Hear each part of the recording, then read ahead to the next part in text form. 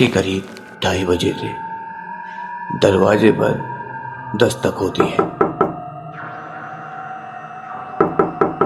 Aarav hostel में अपने कमरे में सो रहा था। अचानक से उसके कान के अंदर एक आवाज आती है, आरव। कुछ इस प्रकार की। ये आवाज उसकी माँ की थी, पर उसकी माँ तो 3 साल पहले ही मर चुकी थी। तो फिर ये आवाज थी किसकी? आरव डरते हुए खड़े होता है। कमरे में चारों तरफ बस अंधेरा था। आरव अपना फोन उठाता है। अफसोस कि फोन भी ऑफ था।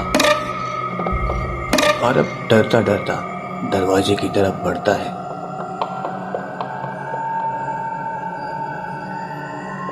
जैसे ही वो दरवाजा खोलता है, सामने उसकी माँ खड़ी थी। अब सोच सकते हैं, जो औरत 3 साल पहले मर चुकी थी, आखिर वो सामने कैसे खड़ी हो सकती है? आरव देखता है, वही मुस्कान, वही साड़ी। उसकी माँ उसे हंसते हुए बुलाती है, बेटा आरव, मेरे पास आओ, मैं तुम्हें अपने साथ ले जाने आई हूँ। आरव भी उसके साथ जाने वाला था। तभी आरव की नजर दीवार पर पड़ती है। दीवार पर उसकी माँ की जो परछाई थी, वो किसी इंसान की तो नहीं लग रही थी। आरव डरते हुए 2 कदम पीछे ले लेता है।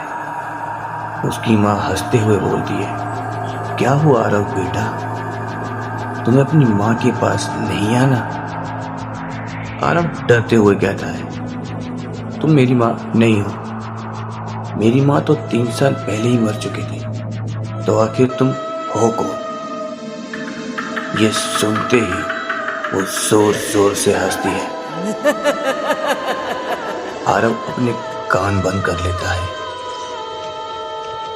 पर वो उससे कहती है, अब बहुत देर हो चुकी है आरव, तुम्हें मेरे साथ चलना ही होगा। बस आरव के ये सुनते ही वहां बिल्कुल अंधेरा हो जाता है और लास्ट में सिर्फ एक चीख सुनाई आती है, जो आरव की थी। अगली सुबह आरव अपने कमरे में नहीं था। ये था छलावा, जो उसकी माँ के रूप में आया था।